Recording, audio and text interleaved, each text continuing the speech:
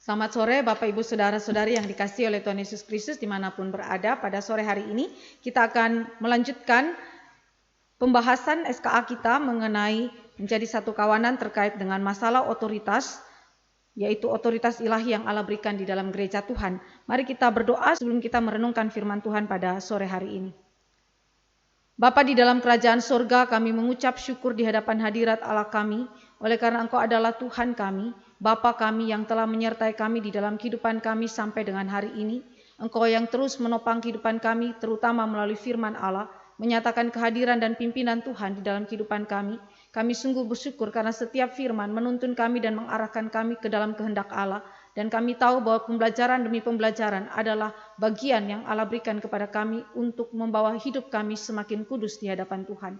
Kami berdoa pada waktu perenungan firman Tuhan sore hari ini, biarlah Roh Kristus menyertai hati dan pikiran kami, dan memimpin setiap kami dan mengarahkan kami lagi ke dalam kebenaran Tuhan, sehingga praktik hidup kami di dalam bergereja pun terarah sesuai dengan kebenaran Tuhan. Terpujilah nama-Mu Tuhan, di dalam nama Yesus Kristus Tuhan kami berdoa dan menaikkan syukur. Amin. Baik Bapak Ibu yang dikasihi oleh Tuhan Yesus Kristus, pada hari ini kita melihat beberapa poin terkait dengan gereja dan otoritas ilahi, bagaimana Tuhan memerintah gerejanya melalui para pejabat gereja, dan terutama di dalam menjalankan disiplin gereja di dalam kehidupan umat Allah. Mari kita lihat Kolose 1 ayat 18, Kolose pasal yang pertama ayat yang ke-18, kita baca bagian firman Tuhan ini. Ialah kepala tubuh, yaitu jemaat, ialah yang sulung, yang pertama bangkit dari antara orang mati, sehingga ia yang lebih utama dalam segala sesuatu. Lalu Efesus 1 ayat 20-23. Efesus pasal yang pertama ayat 20 sampai dengan ayat yang ke-23, yang dikerjakannya di dalam Kristus dengan membangkitkan dia dari antara orang mati dan mendudukkan dia di sebelah kanannya di sorga, jauh lebih tinggi dari segala pemerintah dan penguasa dan kekuasaan dan kerajaan dan tiap-tiap nama yang dapat disebut, bukan hanya di dunia ini saja melainkan juga di dunia yang akan datang. Dan segala sesuatu telah diletakkannya di bawah kaki Kristus, dan dia telah diberikannya kepada jemaat sebagai kepala dari segala yang ada. Jemaat yang adalah tubuhnya, yaitu kepenuhan dia yang memenuhi semua dan segala sesuatu. Demikian pembacaan firman Tuhan. Bapak Ibu yang dikasihi oleh Tuhan Yesus Kristus, poin pertama yang kita lihat terkait dengan gereja dan otoritas ilahi adalah Kristus adalah satu-satunya raja dan kepala atas gereja. Kristus adalah satu-satunya raja dan kepala atas gereja. Prinsip ini begitu penting untuk menunjukkan bahwa segala otoritas yang ada di muka bumi ini, baik itu dalam gereja, baik itu di dalam pemerintahan yaitu negara maupun di dalam rumah tangga, adalah berasal daripada Allah itu sendiri. Kristus satu-satunya raja dan kepala gereja. Di dalam Kolose dan juga Efesus yang tadi kita sudah baca, kita melihat bahwa Kristus dinyatakan sebagai kepala atas segala sesuatu. Tuhan atas alam semesta. Di dalam teks yang kita lihat di dalam layar juga ada ayat-ayat referensi yang menunjukkan bahwa Tuhan kita, Kristus, sang kepala gereja, bukan saja Tuhan dan kepala atas gereja, tetapi dia Allah dan Tuhan atas alam semesta. Berarti segala sesuatu ada di bawah kontrol dia, segala sesuatu berasal dari dia, segala sesuatu adalah milik kepunyaan dia. Karena itu sekali lagi, otoritas yang ada di muka bumi ini berasal dari dia karena dia kepala atas segala sesuatu. Yang kedua, dia bukan saja kepala atas segala sesuatu secara umum, tetapi dia juga bersifat khusus kepala dari gereja.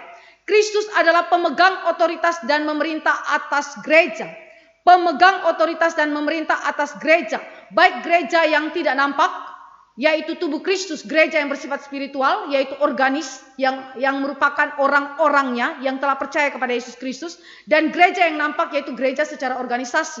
Dengan demikian tidak ada klaim satupun di antara para pemimpin gereja yang menyatakan bahwa mereka secara absolut dan independen memerintah atas gereja, memiliki kuasa yang begitu penuh atas gereja di luar daripada Kristus. Kenapa? Karena gereja itu adalah kepalanya, satu-satu adalah Kristus. Sedangkan para pemimpinnya tidak memiliki kuasa otoritas yang ultimat seperti yang dimiliki oleh Yesus Kristus. Dengan demikian dasar-dasar pemikiran yang demikian membuat kita sebagai para pemimpin gereja tidak dapat bertindak semena-mena di dalam kepemimpinan kita atau menggunakan jabatan kita untuk kepentingan atau hal-hal tertentu yang berbeda daripada kepentingan Kristus. Kenapa? Karena sekali lagi kepala daripada gereja itu adalah Yesus Kristus.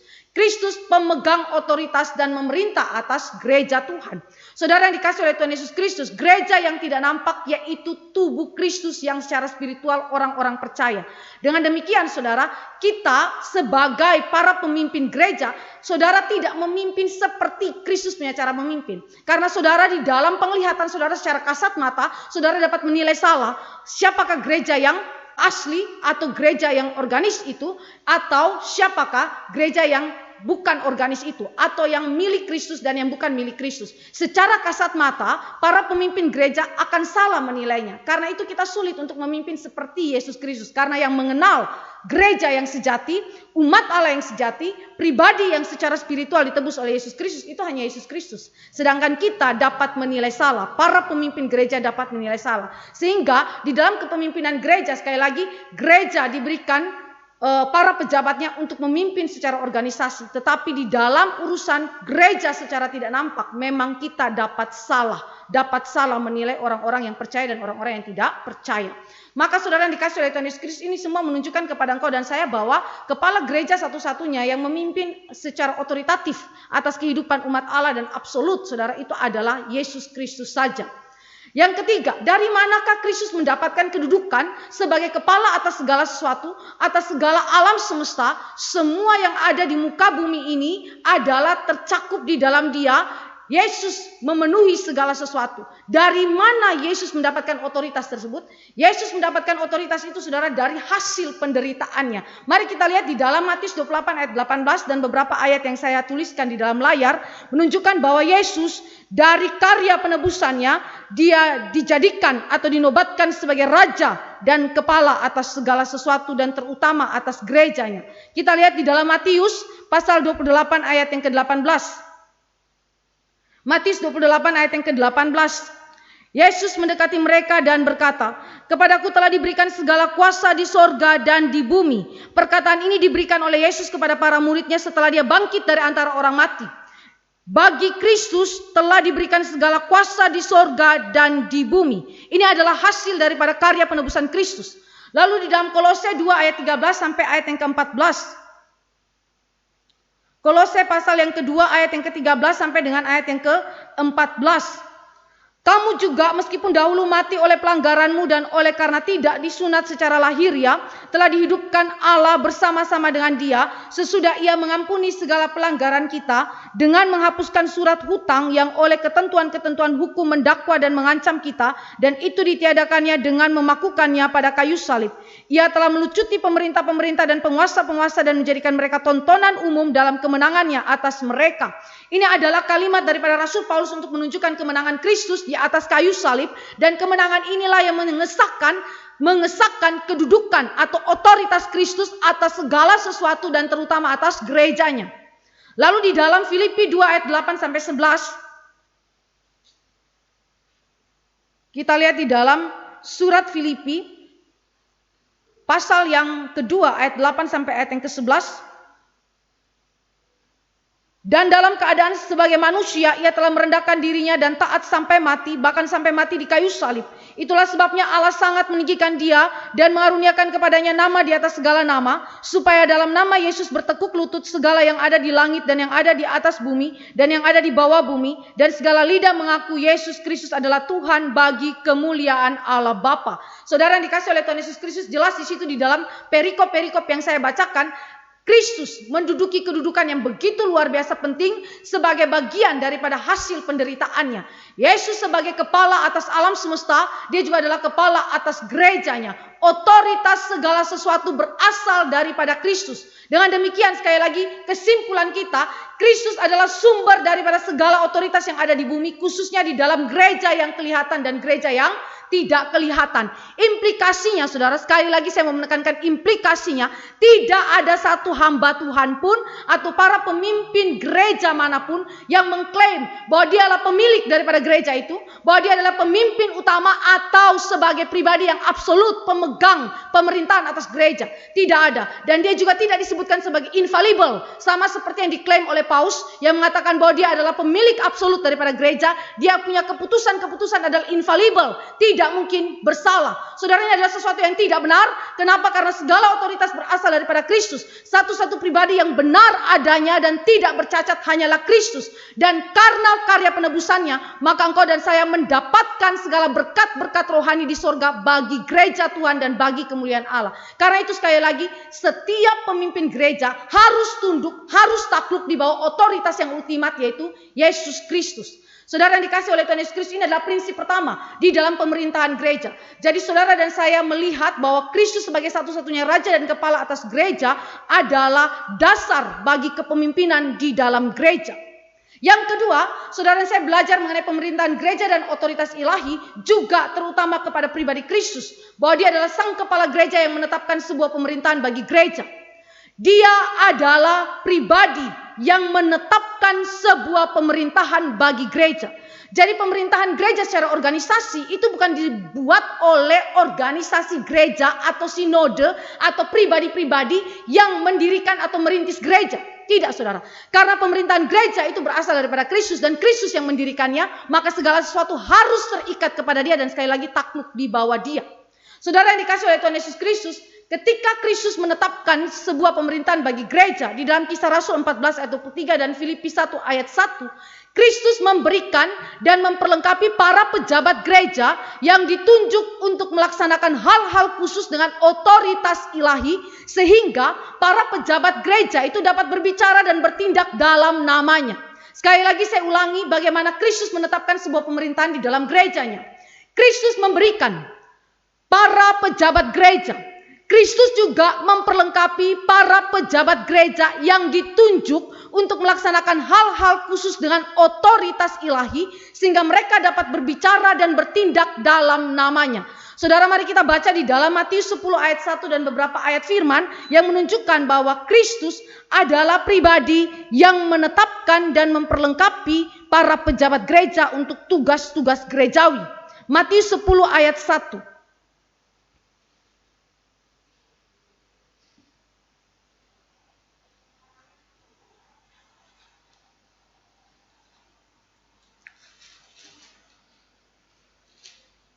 Demikian firman Tuhan. Yesus memanggil ke-12 muridnya dan memberikan kuasa kepada mereka untuk mengusir roh-roh jahat dan untuk melenyapkan segala penyakit dan segala kelemahan. Saudara perhatikan, Yesus memberikan kuasa. Lalu 16 ayat 19 dari Injil Matius, pasal 16 ayat 19. Kepadamu akan kuberikan kunci kerajaan sorga. Apa yang kau ikat di dunia ini akan terikat di sorga, dan apa yang kau lepaskan di dunia ini akan terlepas di sorga. Saudara yang dikasih oleh Tuhan Yesus Kristus, ini berbicara mengenai, khususnya di dalam Matius 16 ayat 19, berbicara mengenai delegasi tugas yang Allah itu berikan kepada para pejabat atau pemimpin di dalam gereja, yang dipanggil secara khusus untuk memimpin gereja di bumi dan yang tunduk di bawah otoritas Yesus secara ultimat. Saudara yang dikasih oleh Tuhan Yesus Kristus, kalimat di dalam ayat 19, kepadamu akan kuberikan kunci kerajaan sorga. Saudara, ini tidak berarti seperti konsep Katolik yang mengatakan bahwa kunci itu diberikan kepada Petrus dan kemudian Petrus menurunkan itu kepada Paus. Bukan demikian artinya, saudara ya. Tetapi kunci kerajaan sorga itu berkaitan dengan otoritas ilahi yang Allah berikan di dalam Yesus Kristus kepada para pemimpin gereja atau pejabat gereja. Dan apa yang dimaksudkan dengan kunci di situ? Kunci di situ adalah Injil Kristus. Otoritas ilahi yang Allah berikan kepada para pejabat gereja untuk memberitakan Injil Kristus. Kenapa? Karena melalui Injil Kristus, umat Allah itu dipanggil kembali kepada Allah dari keberdosaannya. Orang-orang berdosa yang tidak mengenal Allah, yang tidak mengenal jalan keselamatan, di dalam Injil mereka dipanggil oleh Allah untuk menerima keselamatan di dalam Kristus. Karena itu saudara yang dikasih oleh Tuhan Yesus Kristus, kunci kerajaan sorga ku berikan kepadamu. Berbicara mengenai otoritas ilahi yang diberikan kepada para hamba Tuhan, kepada para pejabat gereja, terutama di dalam pemberitaan Injil Kristus. Karena Injil Kristus adalah jalan yang Allah berikan untuk membuka keselamatan bagi mereka yang berdosa. Saudara yang dikasih oleh Tuhan Yesus Kristus, dengan demikian kita melihat bahwa di dalam Alkitab, Yesus sendiri memberikan, menetapkan, dan memperlengkapi para pejabat gereja untuk melaksanakan tugas-tugas khusus di dalam gereja. Nah, ada 2 jenis pejabat di dalam gereja. Saya pakai pemikiran daripada Louis Berkhof yang menunjukkan bahwa ada pejabat-pejabat luar biasa dan ada pejabat-pejabat biasa. Saudara, pejabat-pejabat luar biasa itu siapa saja? Itu terdiri dari 3 yang ada di dalam perjanjian baru, yaitu rasul. Dan kemudian dalam perjanjian lama itu adalah nabi, dan pemberita Injil itu ada di dalam perjanjian baru. Jadi ada 3 jabatan yang dikategorikan oleh Louis Berkhof sebagai pejabat luar biasa, rasul, nabi, dan pemberita Injil. Saudara, minggu yang lalu kita sudah melihat arti daripada rasul dan nabi. Sekarang saya mau lebih spesifik ke dalam rasul dan nabi terkait dengan tugas mereka untuk meletakkan dasar berdirinya gereja di segala abad. Di dalam Matius maupun Yohanes, di situ dinyatakan bahwa satu-satunya dasar atau fondasi gereja sepanjang zaman adalah rasul dan nabi. Adalah rasul dan nabi, bukan pemberita Injil. Rasul dan nabi. Mereka memiliki kekhususan di dalam pekerjaan mereka sebagai orang-orang yang dipakai Allah secara khusus untuk meletakkan dasar atau fondasi bagi gereja di segala abad. Di dalam Matius 16 ayat 16, kalimat Yesus Kristus demikian. Maka jawab Simon Petrus, "Engkau adalah Mesias, anak Allah yang hidup." Kata Yesus kepadanya, "Berbahagialah engkau Simon bin Yunus, sebab bukan manusia yang menyatakan itu kepadamu, melainkan Bapa-Ku yang di sorga. Dan aku pun berkata kepadamu, engkau adalah Petrus, dan di atas batu karang ini aku akan mendirikan jemaat-Ku, dan alam maut tidak akan menguasainya." Di atas batu karang ini aku akan mendirikan jemaat-Ku. Itu berarti, saudara, ini adalah pengakuan Petrus, pengakuan daripada seorang rasul yang kemudian akan dijadikan sebagai dasar berdirinya gereja. Dan pengakuan itu adalah siapa? Kristus sebagai intinya. Pengakuan iman itu berfokus kepada Kristus, dan Kristus adalah dasar berdirinya gereja, fondasi berdirinya gereja yang sejati. Mereka disebut sebagai rasul dan nabi yang meletakkan dasar berdirinya gereja sepanjang abad. Nah, mereka itu memiliki kekhususan di dalam panggilan mereka. Pertama, mereka dipanggil dan diberi mandat langsung oleh Kristus. Mereka dipanggil dan diberi mandat langsung oleh Yesus Kristus. Sedangkan pejabat-pejabat yang lain tidak mendapatkan aspek ini. Dipanggil dan diberi mandat langsung oleh Yesus Kristus. Mereka memperoleh inspirasi Roh Kudus dalam semua ajarannya secara lisan dan tertulis. Mereka mendapatkan inspirasi oleh Roh Kudus. Saudara baca dalam tulisan Petrus, saudara baca dalam tulisan Rasul Paulus, saudara mendapatkan bahwa mereka memperoleh inspirasi daripada Roh Kudus. Dan karena itu segala tulisan mereka dan ajaran mereka dijadikan sebagai landasan berdirinya gereja. Yang ketiga, rasul dan nabi, saudara, itu diberikan kuasa untuk melakukan mujizat supaya meneguhkan berita yang mereka sampaikan, dan terutama berita Injil. Dan itu terjadi baik di dalam perjanjian lama maupun perjanjian baru. Dan terakhir, bagi rasul secara khusus, saudara, dia adalah saksi mata dari kehidupan Kristus dan terutama kebangkitan Yesus Kristus. Paulus menegaskan hal ini bahwa dia adalah pribadi yang menyaksikan kebangkitan Kristus. Karena itu dia pun sah disebut sebagai apostol atau rasul. Saudara yang dikasih oleh Tuhan Yesus Kristus, ini adalah pejabat-pejabat luar biasa, terutama di dalam aspek rasul dan nabi. Lalu pemberita Injil, saudara, saya ingatkan kembali minggu yang lalu saya sempat menyebutkan hal ini.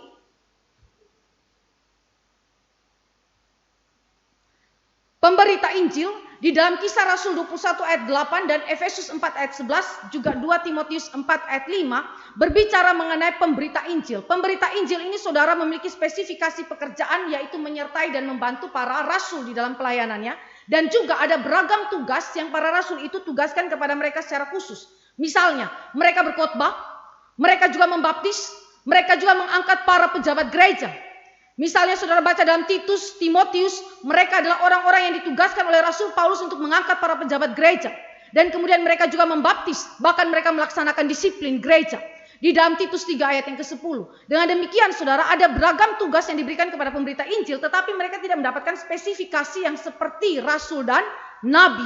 Karena pemberita Injil tidak meletakkan fondasi bagi berdirinya gereja sepanjang zaman. Otoritas pemberita Injil bersifat umum, tetapi lebih tinggi daripada jemaat yang umum. Saudara yang dikasih oleh Tuhan Yesus Kristus, dengan demikian ketika Yesus itu datang dan memberikan kepada umat Allah, itu para pejabat gereja, dia memperlengkapi mereka dengan beragam karunia sebagaimana yang sudah kita pelajari minggu yang lalu, dan kemampuan untuk menjalankan tugas mereka. Saudara yang dikasih oleh Tuhan Yesus Kristus, pejabat yang lain adalah pejabat biasa. Itu adalah tua-tua atau presbiteros atau episkopos yang seringkali dipakai secara bergantian di dalam perjanjian baru. Lalu ada guru-guru, ada diaken. Ya, jadi ini adalah pejabat biasa yang dibedakan dari pejabat luar biasa. Sekali lagi ini mengacu kepada Louis Berkhof punya pemikiran, saudara. Nah, ketika orang-orang ini diangkat di dalam gereja untuk memimpin gereja, maka ada dua hal yang harus mengkonfirmasi mereka untuk kemudian menduduki jabatan tersebut. Itu mencakup panggilan internal dan panggilan eksternal. Saudara, kalau kita lihat tua-tua, presbiteros atau episkopos, guru-guru dan diaken, ini lebih familiar dengan kita pada zaman sekarang karena mereka adalah para pejabat yang juga sampai sekarang itu melayani di dalam gereja. Ketika orang-orang ini ada di dalam gereja, diangkat atau ditunjuk bagi tugas tersebut, saudara harus ingat ada dua hal yang mereka harus konfirmasikan untuk menunjukkan bahwa memang Kristus memilih mereka, Kristus memang menunjuk mereka bagi tugas tersebut. Pertama, itu adalah panggilan internal. Panggilan internal ini bukan wahyu khusus, saudara. Mereka dapat firman Tuhan tertentu sebagai wahyu khusus, tidak demikian. Tetapi ini adalah berbicara mengenai indikasi karya providensia Allah di dalam diri mereka, yang dimana Allah mengkonfirmasikan bahwa Tuhan memilih mereka bagi jabatan pekerjaan tersebut. Yang pertama, panggilan internal itu terlihat di dalam aspek ini. Kesadaran bahwa seseorang itu terikat pada suatu tugas khusus dalam kerajaan Allah, yang melaluinya kasih Allah dan karya Allah yang menyebabkannya itu dinyatakan. Jadi orang bersangkutan di dalam jiwanya, Allah menghadirkan kesadaran bahwa dia terikat kepada tugas khusus di dalam kerajaan Allah. Dan kerajaan Allah itu mencakup gerejanya, dan tentu lebih luas daripada gereja ini. Tetapi yang jelas, saudara, kerajaan Allah yang dimaksudkan di dalam bagian firman Tuhan ini terutama kita berbicara di dalam skop yang kecil, yaitu gereja. Gereja adalah salah satu daripada manifestasi kerajaan Allah, walaupun gereja tidak sama dengan kerajaan Allah. Saudara yang dikasih oleh Tuhan Yesus Kristus, orang yang menduduki jabatan sebagai pejabat biasa, dia harus punya kesadaran ini di mana Roh Allah menyadarkan dia. Yang kedua, orang bersangkutan memiliki keyakinan bahwa dia setidaknya di dalam mata daripada jemaat Tuhan yang lainnya, juga dirinya sendiri memiliki kemampuan intelektual dan spiritualitas yang berkualifikasi untuk melaksanakan jabatan yang ditunjuk. Ini dibicarakan dengan cukup luas di dalam surat Paulus kepada Timotius, di mana dia berbicara mengenai diaken itu standarnya seperti apa, penatua atau tua-tua itu standarnya seperti apa, dan sangat banyak sekali kalau saudara dan saya membaca itu dengan detail, sangat banyak terkait dengan kehidupan seorang yang menjabat sebagai tua-tua, guru-guru atau diaken. Saudara yang dikasih oleh Tuhan Yesus Kristus, karena itu orang yang menduduki jabatan ini bukan orang yang sembarangan, yang dipilih dengan cara sembarangan, yang tidak memiliki pertanggungjawaban secara intelektual maupun spiritualitas. Orang-orang yang menduduki di dalam jabatan ini, saudara, sekali lagi saya mau tekankan bahwa dia memiliki kesadaran di dalam jiwanya bahwa Allah menunjuk dia, bahwa dia bertanggung jawab terhadap pekerjaan Allah di dalam kerajaannya. Dan yang kedua, dia harus punya keyakinan, dan keyakinan itu juga terlihat oleh mata jemaat, oleh orang-orang yang ada di sekelilingnya. Orang-orang menyaksikan hal itu. Ada kemampuan intelektual dan spiritualitas yang cukup berkualifikasi untuk jabatan tersebut. Karena itu saudara tidak boleh pilih guru, tidak boleh pilih diaken, tidak boleh pilih tua-tua yang tidak pernah belajar. Yang tidak pernah belajar, saudara. Orang yang berani memilih penatua atau guru-guru atau diaken dan menduduki jabatan ini, tetapi dia tidak pernah belajar. Bahkan teologi, doktrin dasar pun gak ngerti. Dia tidak berkualifikasi untuk menduduki jabatan ini. Yang ketiga, saudara, orang bersangkutan harus memiliki panggilan internal di dalam aspek ini. Pengalaman bahwa Allah jelas mempersiapkan jalan untuk mencapai tujuannya. Allah membuka jalan untuk hal tersebut. Jadi dia bukan menginginkan itu saja di dalam dirinya karena pekerjaan Roh Kudus yang menggerakkannya. Tetapi juga ada pengalaman bahwa memang Allah mempersiapkan jalan. Allah buka itu bagi dia untuk dia mencapainya. Saudara yang dikasih oleh Tuhan Yesus Kristus, jalan itu kemungkinan besar adalah melalui panggilan eksternal yang Allah persiapkan. Panggilan eksternal adalah panggilan melalui gereja sebagai sarananya. Di satu pihak, orang yang menjabat di dalam pejabat biasa mendapatkan panggilan internal daripada Allah, tetapi di pihak lain Allah juga memakai gereja Tuhan untuk memberikan konfirmasi secara eksternal bagi dia. Gereja dalam hal ini adalah gereja lokal yang mengenali orang bersangkutan, yang mengetahui kehidupan orang bersangkutan. Dan gereja lokal itu mencakup para pejabat dan jemaat awam yang ada di sana. Mereka akan memberikan kesaksian tentang orang bersangkutan dan melalui kesaksian itu menjadi konfirmasi panggilan Allah secara internal dalam dirinya untuk menduduki jabatan tersebut. Karena itu saudara, waktu saudara dan saya mengenali kita punya karunia untuk jabatan-jabatan yang demikian, saudara tidak boleh lupa bahwa peran gereja secara organisasi dalam hal ini para pejabat dan jemaat awam itu sangat penting untuk mengkonfirmasikan panggilan Allah yang Allah berikan dalam diri saudara untuk menjabat jabatan-jabatan biasa ini, yaitu sebagai tua-tua, guru, dan diaken. Saudara yang dikasih oleh Tuhan Yesus Kristus, dengan demikian kita melihat bahwa Yesus Kristus adalah pribadi sang kepala gereja yang menetapkan sebuah pemerintahan bagi gereja. Secara umum kita sudah dapat melihat bagaimana Kristus membentuknya di dalam catatan daripada perjanjian baru dengan kualifikasi-kualifikasi yang dicatat oleh misalnya Rasul Paulus di dalam surat-suratnya. Nah, pertanyaannya adalah apa saja yang mencakup dalam otoritas ilahi yang Allah percayakan kepada pejabat luar biasa maupun kepada pejabat biasa. Saudara, ada 3 hal yang kita bisa lihat di mana Allah itu memberikan kuasa kepada gereja untuk kemudian menjalankan otoritasnya di dalam gereja Tuhan. Yang pertama saudara, itu adalah memberitakan Injil Kerajaan Allah. Yang tadi saya katakan di dalam Matius 16 ayat 19a. Allah memberikan kunci kerajaan sorga. Itu adalah otoritas di dalam pemberitaan Injil. Tetapi saudara, otoritas ini tidak eksklusif milik para pemimpin gereja saja, milik para pejabat gereja saja, sehingga kaum awam, orang-orang percaya yang tidak menjabat seolah-olah tidak memiliki hak untuk memberitakan Injil.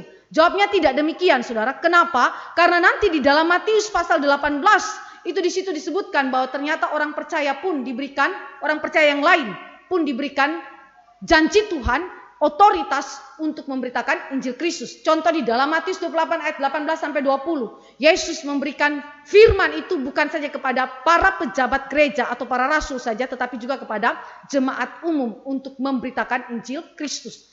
Yang kedua, otoritas ilahi itu Allah berikan kepada para pejabat ya, dan juga kepada orang-orang percaya lainnya di dalam hal ini. Melaksanakan sakramen. Kalau memberitakan Injil Kerajaan Allah adalah diberikan kepada semua orang percaya, tetapi melaksanakan sakramen, saudara, itu tidak diberikan kepada semua orang percaya. Hanya diberikan kepada pejabat-pejabat gereja saja. Diberikan kepada pejabat-pejabat gereja. Saudara yang dikasih oleh Tuhan Yesus Kristus, ini adalah hal yang saya pikir kita perlu mengerti di dalam pemikiran daripada Roger Wagner. Dia bicara begini, bahwa para pejabat gereja itu adalah orang-orang yang bertanggung jawab untuk menjalankan sakramen. Demikian juga Louis Berkhof mengatakan bahwa para pejabat gereja adalah orang-orang yang khusus, yang dikhususkan untuk menjalankan sakramen. Sakramen tidak diberikan kepada kaum awam untuk dijalankan secara bebas. Tetapi pelaksanaan sakramen adalah dijalankan secara khusus oleh para pejabat gereja. Kenapa saudara? Karena sakramen adalah pemberitaan firman yang kelihatan. Pemberitaan firman yang kelihatan. Karena itu harus diwakili oleh para pejabat-pejabat gereja. Saudara yang dikasih oleh Tuhan Yesus Kristus, itu berarti menutup kemungkinan untuk kaum awam misalnya ada di dalam wilayah tertentu yang kemudian tidak ada pendetanya di sana, kemudian dia mengadakan perjamuan kudus sendiri bagi dirinya sendiri. Tidak demikian ya saudara. Ini menutup kemungkinan yang seperti itu. Karena sekali lagi di dalam sakramen ini berbicara mengenai firman yang diberitakan secara kelihatan, karena itu harus diwakilkan oleh otoritas gereja, para pejabat gereja. Dan yang ketiga yaitu melaksanakan disiplin. Melaksanakan disiplin. Ini adalah otoritas ilahi yang Allah berikan kepada para pejabat gereja untuk menjalankannya di dalam kehidupan gereja. Dan ketika para pejabat gereja menjalankan ini dalam kehidupan gereja, mereka sesungguhnya sedang menunjukkan bahwa Kristus hadir di sana, Kristus memerintah di sana, Kristus boleh menyatakan otoritasnya di sana melalui keberadaan daripada para pejabat gereja yang melakukan segala bagian yang Allah percayakan kepada mereka. Saudara yang dikasih oleh Tuhan Yesus Kristus, dengan demikian sekali lagi saya mau menekankan satu poin ini, bahwa seluruh pemerintahan gereja, hamba-hamba Tuhan, para pejabat gereja yang sekarang ada di dalam gereja, itu semua tidak berasal dari diri manusia sendiri, tetapi datang daripada Allah sendiri. Dan yang kedua, mereka tidak diberikan hak prerogatif untuk melakukan hal-hal yang berada di luar daripada otoritas Kristus. Tetapi mereka adalah pribadi-pribadi yang menjadi wakil Kristus yang didelegasikan tugasnya oleh Kristus berdasarkan firman Allah, berdasarkan otoritas daripada Yesus Kristus. Karena itu saudara, poin yang ketiga, ketika kita melihat pemerintahan gereja dan otoritas ilahi, kita melihat bahwa Kristuslah yang melaksanakan otoritasnya di dalam gereja dengan memakai firman Allah. Dengan memakai firman Allah. Ini adalah hal yang ketiga yang kita bisa mengerti. Bagaimana pemerintahan gereja itu bisa berjalan dengan otoritas yang ada, yang Kristus itu berikan. Nah, Kristus itu memerintah gereja tidak sama dengan raja-raja dunia ini memerintah dengan tangan besi. Tetapi Kristus itu memerintah gerejanya demikian lemah lembutnya secara subjektif dan objektif. Secara subjektif itu berarti Kristus memerintah umatnya melalui Roh Kudus yang bekerja di dalam gerejanya. Secara internal di dalam diri daripada umat Allah. Jadi apakah Kristus sudah memerintah gerejanya saat ini? Sudah. Melalui kehadiran siapa? Roh Kudus di dalam diri daripada umat pilihan Allah. Setiap orang percaya di mana Roh Allah ada di dalam dirinya, Kristus hadir di sana, Kristus memerintah di sana. Itu adalah pemerintahan secara subjektif. Tetapi pemerintahan Kristus secara subjektif tidak dapat dilepaskan dengan pemerintahan Kristus secara objektif. Yaitu melalui firman Allah sebagai standar otoritas. Roh Allah tidak pernah hadir di dalam kehidupan orang percaya dan memisahkan mereka dari firman Allah. Justru kehadiran Roh Allah di dalam kehidupan umat Allah membawa umat Allah semakin taat, semakin sinkron dengan standar firman Allah. Dan ini adalah cara Kristus memerintah. Cara Kristus memerintah. Dia menundukkan saudara supaya saudara rela menaati dia. Saudara dibuat untuk sungguh-sungguh menaati dia dengan keinginan yang kudus daripada Roh Kudus berdasarkan standar firman Tuhan. Dan cara Yesus memimpin demikian. Demikian adanya saudara. Nah, waktu Kristus memerintah demikian saudara, Kristus juga memakai sekali lagi ketetapan-ketetapannya sebagai konstitusi yang utama yang dimana para pejabat gereja melakukan pemerintahannya berdasarkan konstitusi itu. Dan konstitusi itu adalah Alkitab. Ya. Pertama, dia memerintah umat Allah itu melalui subjektif dan objektif, melalui Roh Kudus dan firman-Nya. Tetapi juga yang kedua, dia memerintah umat Allah melalui para pejabat gereja dengan firman-Nya yang adalah merupakan konstitusi bagi gereja Tuhan. Artinya, orang-orang percaya yang diangkat sebagai pemimpin gereja tidak diberikan hak prerogatif untuk membuat undang-undang bagi gereja. Tidak demikian, saudara. Undang-undang dalam arti sebagai konstitusi. Kenapa, saudara? Karena satu-satunya konstitusi, satu-satunya dasar daripada gereja itu adalah Alkitab. Kalau saudara dan saya membangun peraturan-peraturan gereja untuk tata tertib gereja, itu adalah sesuatu yang bersifat sekunder, yang berada di bawah apa yang primer, yang terutama dan yang absolut, yaitu Alkitab. Ya, itu tidak sama dengan sekali lagi otoritasnya dengan Alkitab. Peraturan-peraturan gereja untuk tata tertib gereja itu tidak setara dengan Alkitab. Sedangkan Yesus ketika dia berbicara bahwa dia memerintah umatnya, memerintah gerejanya melalui otoritas firman, itu berarti firman sebagai fondasi utama dari seluruh ketetapan gereja dan peraturan-peraturan gereja diturunkan berdasarkan firman Allah. Kalau dengan demikian saudara, maka peraturan gereja itu dapat berubah. Peraturan gereja itu bersifat relatif, tidak absolut. Sedangkan Alkitab adalah peraturan yang Allah berikan sebagai fondasi dan bersifat absolut bagi iman gereja. Nah, Alkitab saudara itu mendefinisikan natur, bentuk, dan fungsi gereja. Kita tidak terlalu banyak bicara ke dalam natur, bentuk, dan fungsi gereja. Tetapi saya mau tekankan bahwa Alkitab menjadi dasar dan standar pemerintahan gereja. Karena itu saudara, semua pemimpin gereja harus tunduk kepada Alkitab. Musa saja di dalam perjanjian lama dia harus tunduk kepada Alkitab. Dia tidak memiliki kebebasan absolut karena dia diikat oleh firman Allah. Dengan demikian semua hukum-hukum Allah itu mengikat hati nurani seluruh orang percaya, baik dia sebagai pejabat gereja, baik dia sebagai jemaat awam.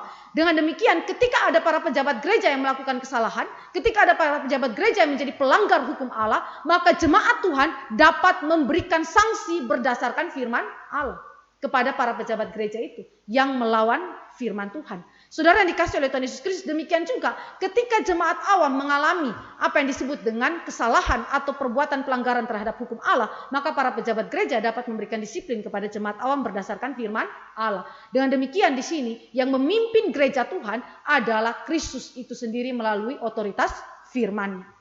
Jadi saudara yang dikasih oleh Tuhan Yesus Kristus, 3 hal ini yang menjadi prinsip di dalam pembelajaran kita mengenai pemerintahan gereja dan otoritas ilahi, saudara, itu adalah yang pertama bahwa Kristus itu adalah satu-satunya raja dan kepala atas gereja. Yang kedua, Kristus adalah sang kepala gereja yang menetapkan sebuah pemerintahan bagi gerejanya, dan dia adalah pribadi yang memerintah atas gereja berdasarkan otoritas firman-Nya. Ini adalah 3 prinsip yang paling utama untuk kita memahami otoritas di dalam gereja yang tidak terpisah daripada Yesus Kristus. Sekali lagi, otoritas gerejawi tidak boleh dipisahkan daripada otoritas Kristus itu sendiri. Nah, sekarang saya mau ajak kita lihat mengenai bagaimanakah otoritas gereja itu berjalan atau pemerintahan gereja itu berjalan di dalam aspek disiplin gereja, di mana Kristus itu hadir di sana, Kristus itu memerintah di sana, Kristus juga melayani umat Allah melalui para pejabat gereja secara pastoral di dalam disiplin gereja. Tentu banyak aspek di mana Kristus itu memerintah gereja Tuhan yang bisa kita pelajari, tetapi saya mau batasi itu di dalam disiplin gereja. Bagaimana Kristus memerintah, Kristus kemudian melayani secara pastoral umat Allah melalui disiplin gereja. Saudara yang dikasih oleh Tuhan Yesus Kristus, disiplin gereja seringkali tidak disukai oleh orang percaya. Kenapa, saudara? Seperti Ibrani 12 ayat 11 mengatakan, tiap-tiap ganjaran pada waktu ia diberikan tidak mendatangkan sukacita tetapi duka cita. Karena itu sekali lagi seringkali orang percaya menolak disiplin gereja sebagai unsur perhatian pastoral. Padahal sebenarnya di dalam konsep Alkitab, disiplin gereja adalah bagian pelayanan pastoral yang Kristus itu berikan kepada umatnya, dan sekaligus menunjukkan otoritas ilahi yang sedang bekerja, pemerintahan Kristus yang sedang bekerja di dalam gerejanya. Mari kita mulai melihat bagaimana disiplin gereja itu dijalankan di dalam kehidupan bergereja. Yang pertama kita lihat disiplin gereja di dalam perspektif Alkitab. Bagaimana Alkitab mendefinisikan itu sehingga kita tidak boleh menilai disiplin gereja sebagai hal yang negatif. Pertama, disiplin gereja adalah sarana yang ditetapkan Allah bagi pertumbuhan gereja di dalam kekudusan. Itu dalam Ibrani 12 ayat 5 sampai ayat yang ke-11. Mari kita baca bagian firman Tuhan ini. Ibrani pasal yang ke-12 ayat 5 sampai ayat yang ke-11.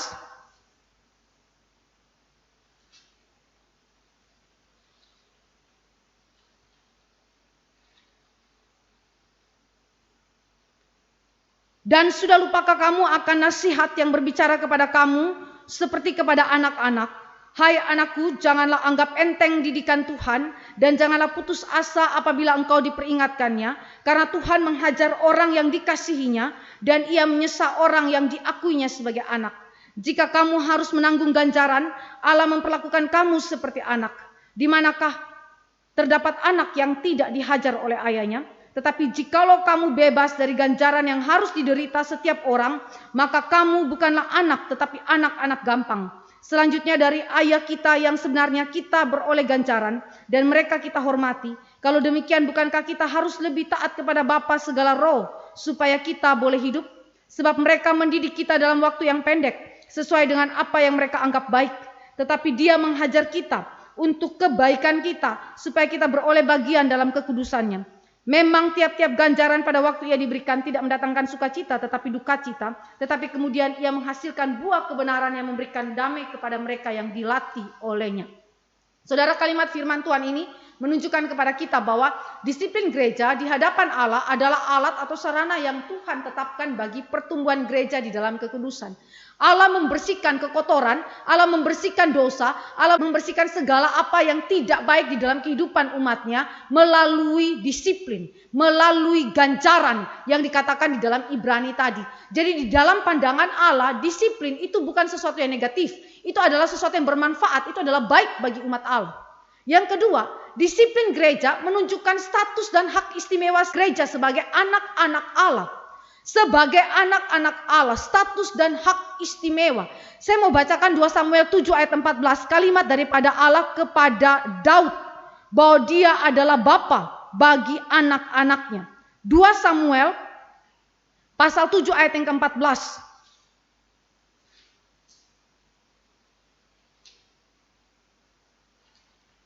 2 Samuel 7 ayat yang ke-14, demikian firman Tuhan. Aku akan menjadi bapanya dan ia akan menjadi anakku.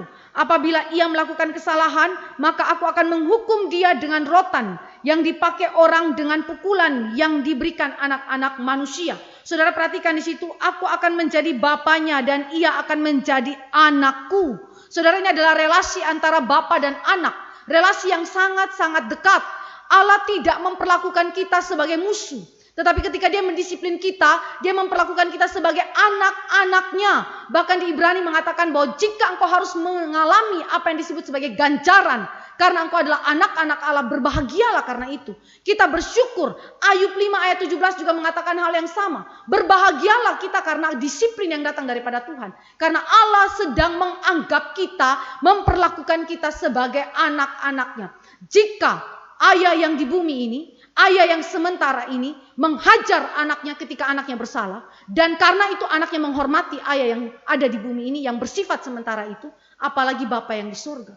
Dia begitu mengasihi kita dan dia mengetahui segala apa yang menjadi kebobrokan kita, keburukan kita, dan dia membersihkan itu dalam kehidupan kita supaya dia menjadikan kita sebagai anak-anak yang mempermuliakan namanya. Ketiga, disiplin gereja di dalam perspektif Alkitab menyatakan bahwa Allah mengasihi kita sebagai Bapa kepada umatnya yang telah diadopsinya sebagai anak-anaknya. Saudara, kasih Allah. Seringkali orang mendefinisikan kasih Allah itu hanya kepada perkara-perkara yang baik saja, perkara-perkara yang merupakan berkat Allah kepada umatnya. Tetapi sesungguhnya di dalam teks yang tadi saya bacakan 2 Samuel 7 ayat 14, Amsal 3 ayat 11 sampai 12 dan juga Ibrani 12 ayat 5 sampai 6, di situ dikatakan bahwa kasih Allah juga berkaitan dengan disiplin. Jadi kasih Allah terpancar di dalam kebaikannya, tetapi juga kasih Allah terpancar di dalam disiplin yang Allah berikan kepada kita, yang mungkin mendatangkan duka cita yang sementara bagi kita, tetapi menghasilkan apa yang baik bagi kita, apa yang benar, apa yang menguduskan bagi kehidupan kita. Sehingga saudara yang dikasih oleh Tuhan Yesus Kristus, di dalam konsep Alkitab, kasih tidak boleh direduksi hanya kepada perkara-perkara yang baik saja, tetapi kasih harus dilihat di dalam dua hal ini. Kasih dinyatakan melalui hal yang baik, tetapi kasih juga dinyatakan melalui pukulan yang memberikan kepada engkau dan saya pengudusan. Dan yang keempat, disiplin gereja menyatakan pemerintahan dan kekudusan Allah di tengah-tengah umatnya. Mari saya baca Matius 18 ayat yang ke-18 bagi kita. Matius 18 ayat yang ke-18, di situ dikatakan, aku berkata kepadamu, sesungguhnya apa yang kamu ikat di dunia ini akan terikat di sorga, dan apa yang kamu lepaskan di dunia ini akan terlepas di sorga. Pertanyaannya, apa yang diikat dan apa yang dilepaskan? Dosa, saudara. Dosa, saudara. Ini berbicara mengenai apa? Berbicara mengenai otoritas yang Allah berikan kepada gereja Tuhan untuk kemudian menjalankan disiplin. Disiplin, saudara. Disiplin yang berkaitan dengan menyatakan apa yang benar dan apa yang salah, dan kemudian memberikan tindakan yang patut di dalam pendisiplinan kepada mereka yang bersalah. Saudara yang dikasih oleh Tuhan Yesus Kristus, dengan demikian disiplin gereja adalah bagian yang Allah berikan kepada umat Allah untuk kemudian menyatakan pemerintahan dan kekudusan Allah di tengah-tengah umatnya. Roger Wagner mengatakan demikian, kasih Kristen itu bukanlah perasaan yang campur aduk yang sentimental, yang tidak jelas. Tetapi kasih Kristen adalah kasih yang mengasihi dan yang mempromosikan kekudusan di dalam gereja dan di dalam kehidupan orang-orang percaya secara individual. Karena itu kasih Kristen adalah kekudusan yang mengasihi dan kasih yang kudus. Saya ulangi, kasih Kristen adalah kekudusan yang mengasihi dan kasih yang kudus. Karena itu saudara yang dikasih oleh Tuhan Yesus Kristus, ketika saudara dan saya belajar mengenai pemerintahan dan kekudusan Allah, kita tidak dapat lepas daripada kasih Allah. Tetapi kasih Allah itu tidak boleh dilepaskan daripada kekudusan Allah yang dituntut daripada kehidupan umat Allah. Dengan demikian saudara, disiplin gereja tidak boleh tidak ada di dalam gereja Tuhan. Disiplin gereja adalah salah satu bagian yang merupakan tanda daripada gereja yang sejati. Yang kedua, kita melihat di dalam Alkitab diberikan 3 macam disiplin yang Allah itu tetapkan untuk dijalankan bagi pertumbuhan gereja. Saudara yang dikasih oleh Tuhan Yesus Kristus, yang pertama, disiplin itu dijalankan secara personal. Lalu yang kedua secara komunal, dan yang ketiga itu adalah intervensi Allah secara langsung. Mari kita lihat bagian demi bagian. Jadi pelayanan pastoral Allah kepada umatnya melalui disiplin yang menyatakan pemerintahan dia atas umatnya terlihat di dalam disiplin personal. Hal yang pertama adalah disiplin secara pribadi. Kita lihat itu di dalam Galatia 5 ayat yang ke-23 tentang penguasaan diri. Penguasaan diri. Ini adalah wujud disiplin personal. Jadi sebelum orang lain menegur dosa kita, Roh Kudus sudah menegur dosa itu di dalam diri kita dengan mengingatkan firman Tuhan atau ketika mendengarkan firman yang disampaikan melalui khotbah, lalu kemudian saudara itu ditegur oleh Roh Kudus di dalam jiwamu dan engkau mulai menyadari dosa, mengaku dosa dan minta ampun di hadapan Tuhan. Ini digambarkan oleh Galatia sebagai penguasaan diri. Penguasaan diri adalah disiplin personal yang merupakan tembok pertahanan orang percaya terhadap keinginan-keinginan berdosa yang berjuang melawan jiwanya. Yakobus 1 ayat 14 menggambarkan bagaimana keinginan-keinginan dosa itu membujuk, merayu, membawa kenikmatan yang menggiurkan bagi orang-orang percaya, menarik mereka seperti umpan untuk kemudian mereka jatuh di dalamnya. Saudara yang dikasih oleh Tuhan Yesus Kristus, maka penguasaan diri adalah tembok pertahanan pertama dari orang-orang percaya supaya mereka tidak terjerat ke dalam keinginan-keinginan berdosa. Saudara yang dikasih oleh Tuhan Yesus Kristus, ini tidak sama dengan saudara berjaga-jaga sesaat. Hari ini saudara berdoa, besok saudara tidak berdoa. Atau hari ini saudara baca Alkitab, besok saudara tidak baca Alkitab. Saudara berjaga-jaga, ya penguasaan diri ini terkait dengan berjaga-jaga seumur hidup yang meliputi seluruh aspek kehidupan kita. Saudara melatih diri saudara, melatih tubuh saudara untuk terus-menerus menguasai diri saudara sehingga engkau tidak jatuh ke dalam kenikmatan atau bujuk rayu daripada dosa. Saya baca dalam 1 Korintus 9 ayat yang ke-27, bagaimana Paulus itu berjuang. Walaupun dia adalah seorang Rasul Kristus yang begitu agung, yang begitu luar biasa dalam pelayanannya, tetapi dia sendiri mengungkapkan betapa dia berjuang untuk menaklukkan diri dia di bawah kuasa, kendali daripada firman Allah. Dia latih dirinya sedemikian rupa supaya tunduk kepada kebenaran Allah. 1 Korintus 9 ayat yang ke-27. Tetapi aku melatih tubuhku dan menguasainya seluruhnya, supaya sesudah memberitakan Injil kepada orang lain, jangan aku sendiri ditolak. Saudara, ini adalah kalimat Paulus yang menunjukkan perjuangan dia di dalam mengendalikan, menguasai keinginan dia. Paulus mengakui di dalam Roma 7 bahwa dia adalah manusia celaka yang penuh dengan keinginan berdosa. Tetapi di dalam 1 Korintus 9 ayat 27 dia mengatakan bahwa aku mengendalikan diriku, melatih tubuhku. Saudara, Jerry Bridge itu memberikan satu contoh. Sebenarnya realnya, konkretnya seperti apa melatih tubuh. Kalau saudara memiliki hati yang jarang ingin membaca Alkitab, jarang ingin membaca Alkitab, maka cara saudara melatih tubuh saudara adalah apa? Latih diri saudara, latih tubuh saudara untuk membiasakan baca Alkitab. Dan ini bukanlah perkara yang mudah. Misalnya, saudara harus melatih diri saudara di dalam jam-jam tertentu yang saudara mungkin khususkan untuk membaca Alkitab. Misalnya di pagi hari, atau di siang hari, atau di malam hari. Dan saudara harus sedapat mungkin mendisiplin diri saudara, menjaga diri saudara, mempertahankan diri saudara untuk ketat di dalam saudara membaca Alkitab. Sebagai wujud daripada pendisiplinan diri saudara. Ini adalah sesuatu hal yang melatih tubuh saudara, karena tubuh saudara jarang untuk menginginkan membaca Alkitab. Jerry Bridge mengatakan bahwa sangat mudah tergiur untuk membaca berita-berita yang ada di internet, berita-berita yang ada di dalam segala media sosial. Sangat mudah, sangat cepat untuk kita bisa tergiur ke sana. Karena memang itu adalah tawaran dunia yang sangat-sangat diinginkan. Tetapi waktu membaca Alkitab, kita harus mendisiplinkan diri kita, bukan cuma membaca tapi menyelidikinya, menyiapkan waktu untuk mempelajarinya dengan begitu saksama. Dan itu membuat kita sulit untuk memberikan diri kita, melatih diri kita untuk hal yang tidak kita sukai. Tetapi saudara, di dalam aspek inilah saudara belajar mendisiplinkan diri. Penguasaan diri saudara, ini adalah disiplin personal. Jadi sebelum orang lain tegur dosa saudara, saudara sudah tahu, oh dosa saya ini, maka saya harus segera berubah.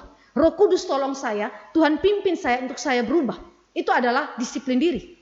Yang kedua, bagaimana kalau disiplin personal saudara gagal? Tembok pertahanan saudara itu gagal, jebol, ya, dan saudara jatuh di dalam dosa. Lalu apa yang terjadi? Allah menyiapkan disiplin secara komunal yang menolong saudara untuk bertumbuh di dalam kekudusan. Disiplin komunal itu dimulai di mana? Di dalam rumah. Dan kemudian bergerak di dalam lingkungan yang lebih besar, sosial, yang lebih besar lagi di dalam negara dan juga di gereja. Terutama saya mau membahas mengenai di dalam gereja. Mari kita lihat beberapa ayat firman Tuhan saudara yang menunjuk bahwa Allah telah menyiapkan disiplin komunal yang ada di dalam gereja Tuhan. Amsal 1 ayat yang ke-8. Amsal 1 ayat yang ke-8, hai anakku, dengarkanlah didikan ayahmu dan jangan menyanyiakan ajaran ibumu. Ini adalah pengajaran, adalah disiplin yang dimulai di dalam rumah. Amsal 23 ayat yang ke-14 juga berbicara mengenai ajaran disiplin yang Allah berikan di dalam rumah. Ibrani 12 ayat 7 berbicara mengenai ajaran dan disiplin yang Allah berikan juga di dalam rumah. Roma 13 ayat 4 berbicara mengenai disiplin yang Allah berikan melalui tangan negara.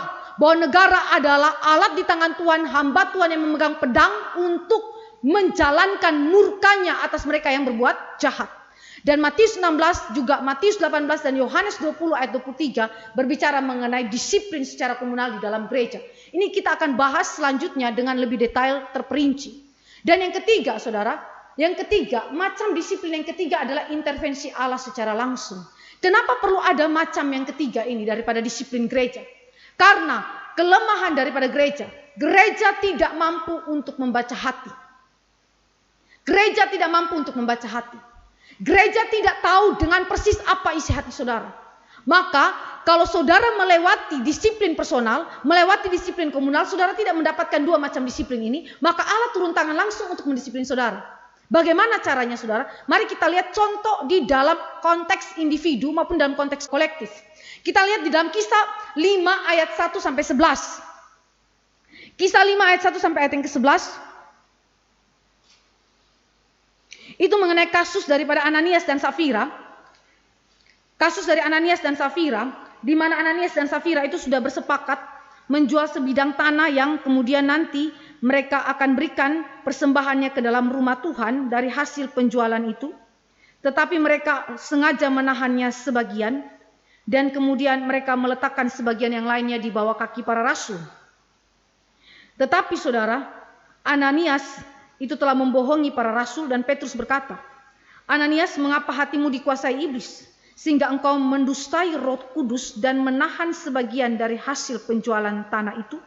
Selama tanah itu tidak dijual, bukankah itu tetap kepunyaanmu? Dan setelah dijual, bukankah hasilnya itu tetap dalam kuasamu? Mengapa engkau merencanakan perbuatan itu dalam hatimu? Engkau bukan mendustai manusia tetapi mendustai Allah. Saudara yang dikasih oleh Tuhan Yesus Kristus, Petrus tahu dari mana hatinya Ananias. Tidak ada yang kasih tahu Petrus. Ananias pun tidak sedang mengaku dosanya. Tetapi siapa yang memberikan inspirasi kepada Petrus dan memberitahukan isi hati daripada Ananias? Roh Kudus. Roh Kudus memberitahukan Petrus. Saudara yang dikasih oleh Tuhan Yesus Kristus, dan kemudian Allah menghukum mati Ananias. Dan Safira demikian juga hal yang sama. Saudara perhatikan intervensi Allah langsung di waktu di mana saudara tidak membukakan dosa saudara. Saudara melewati disiplin personal dan saudara melewati disiplin komunal. Tetapi saudara tidak akan melewati intervensi Allah secara langsung, di mana dia akan mendisiplin saudara secara langsung. Seperti yang terjadi pada kasus Ananias dan Safira. Dan yang kedua, secara kolektif Allah pun intervensi langsung. Di dalam 1 Korintus 11 ayat 27 sampai 30. 1 Korintus 11 ayat 27 sampai yang ke-30. Di sini adalah berbicara mengenai perjamuan malam atau perjamuan kudus, di mana ada orang-orang tertentu yang tidak mempersiapkan diri dengan baik dan dengan cara yang tidak sopan menjalani atau mengambil bagian daripada perjamuan kudus. 1 Korintus 11 ayat 27 sampai ayat yang ke-30. Jadi barang siapa dengan cara yang tidak layak makan roti atau minum cawan Tuhan, ia berdosa terhadap tubuh dan darah Tuhan. Karena itu hendaklah tiap-tiap orang menguji dirinya sendiri, dan baru sesudah itu ia makan roti dan minum dari cawan itu. Karena barang siapa makan dan minum tanpa mengakui tubuh Tuhan, ia mendatangkan hukuman atas dirinya. Sebab itu banyak di antara kamu yang lemah dan sakit, dan tidak sedikit yang meninggal. Saudara perhatikan di situ, banyak di antara kamu yang mengalami kelemahan dan sakit, dan tidak sedikit yang meninggal. Itu adalah ungkapan yang menggambarkan intervensi Allah secara langsung di dalam disiplin. Mereka memasuki perjamuan Tuhan dengan tidak layak, dengan cara yang tidak layak. Maka Paulus mengatakan bahwa sebaiknya kamu uji dirimu sebelum kamu ambil perjamuan. Uji diri itu berbicara mengenai apa? Tahapan yang paling mendasar di dalam disiplin gereja, yaitu disiplin personal. Seharusnya sebelum ambil perjamuan, uji diri sendiri. Saya berdosa tidak? Bereskan dosa itu di hadapan Tuhan. Baru masuk ke dalam perjamuan Tuhan. Kalau kamu melewati disiplin personal dan melewati disiplin komunal, maka jangan sampai Tuhan mengintervensi saudara secara langsung. Saudara sakit-sakitan, saudara mengalami kelemahan tubuh, dan akhirnya ada yang meninggal dunia. karena Allah intervensi langsung menghukum kita. Saudara yang dikasih oleh Tuhan Yesus Kristus, 3 bentuk disiplin ini menunjukkan kepada engkau dan saya bahwa dia memerintah kita. Dia hadir, dia bekerja, dan dia menunjukkan kekudusannya di dalam kehidupan umat Allah. Umat Allah harus diperbaharui, harus dibersihkan daripada kekotorannya, dan ini membuktikan bahwa dia bekerja, dia berotoritas, dan dia memerintah atas gerejanya. Ketiga, tujuan daripada disiplin Tuhan itu apa? Kenapa gereja Tuhan diberikan disiplin dengan 3 jenis disiplin yang tadi saya sudah sampaikan? Yang pertama, saudara, tujuan daripada disiplin itu bukan pembalasan dendam pribadi. Tetapi tujuan daripada disiplin adalah meninggikan kehormatan Kristus. Kenapa? Karena setiap kali kita berbuat baik, setiap kali kita memuliakan Allah, maka Allah itu ditinggikan. Dengan perbuatan kita, dengan perkataan kita. Sebaliknya, jika kita melakukan apa yang jahat, jika kita melanggar hukum-hukum Allah, maka nama Tuhan, kehormatan Tuhan itu kemudian dihinakan, kehormatan Tuhan itu kemudian diabaikan oleh orang-orang di sekeliling kita. Maka nama Tuhan dihujat, bukan dipermuliakan. Ini di dalam Roma 2 ayat 23-24 dan Matius 5 ayat 16 berbicara mengenai hal itu. Bagaimana kehormatan Kristus itu berkorelasi dengan hidup kita, dengan perkataan, perbuatan, dan seluruh keberadaan kita sebagai umat Allah. Ini tidak berarti bahwa Kristus itu dihormati atau dimuliakan bergantung kita. Tidak, saudara. Tetapi Kristus sang kepala gereja itu memiliki korelasi atau hubungan yang organis dengan tubuh gereja. Tubuh mengalami kemuliaan sebagaimana kepala itu dimuliakan. Demikian juga ketika kepala itu mengalami apa yang disebut dengan ditinggikan, maka tubuh juga mengalami apa yang disebut dengan ditinggikan. Kepala dimuliakan, tubuh dimuliakan. Tetapi jika kepala itu mengalami penghinaan, maka tubuh pun akan mengalami penghinaan. Ada sebuah korelasi yang organis antara kepala dan tubuh. Kepala yaitu Yesus Kristus dan tubuh adalah gerejanya. Karena itu yang mau ditunjukkan di dalam disiplin gereja ini adalah bahwa ketika hidup saudara dan saya itu memuliakan Allah, maka Kristus dihormati. Tapi ketika hidup kita itu tidak memuliakan Allah, berbuat jahat, maka saat itu nama Tuhan dihujat. Maka sekali lagi tujuan daripada disiplin gereja adalah supaya Tuhan kita Yesus Kristus itu dihormati. Ya, jadi dengan demikian yang dipertahankan bukanlah kehormatan manusia, tetapi kehormatan Kristus. Yang kedua, disiplin gereja itu adalah bertujuan untuk memurnikan gereja sebagaimana yang tadi saya sudah jelaskan. Bahwa Allah ingin agar gerejanya hidup di dalam kekudusan. Karena itu tidak boleh ada ragi sedikit pun yang mengkamirkan adonan. Ragi sedikit itu mengkamirkan adonan. Itu berarti dosa yang kecil sekalipun secara personal maupun komunal harus dibersihkan. Saudara yang dikasih oleh Tuhan Yesus Kristus, ini adalah hal yang sangat penting karena setiap dosa yang kecil itu memberikan penyebaran. Tertular kepada orang lain dengan begitu cepat. Saudara sadar atau tidak sadar itu sangat mudah menulari orang lain. Minimal di dalam keluarga saudara. Kalau saudara adalah orang yang suka berkata kotor, maka kata-kata kotor itu dengan sangat mudah ditiru oleh anak-anakmu. Dengan sangat mudah akan ditiru oleh istrimu atau suamimu. Saudara yang dikasih oleh Tuhan Yesus Kristus, maka penting sekali pemurnian di dalam gereja terkait dengan dosa. Dosa sekecil apapun itu harus dibersihkan daripada gereja Tuhan. Dan yang ketiga, sebagai peringatan bagi orang lain yang mungkin saja takluk kepada godaan-godaan serupa. Saya baca bagi engkau dan saya di dalam kasus Bilangan 26, apa yang terjadi di sana. Allah begitu benci terhadap dosa umat Allah yang dilakukan dan akhirnya Tuhan menghukum dengan cara yang mengerikan.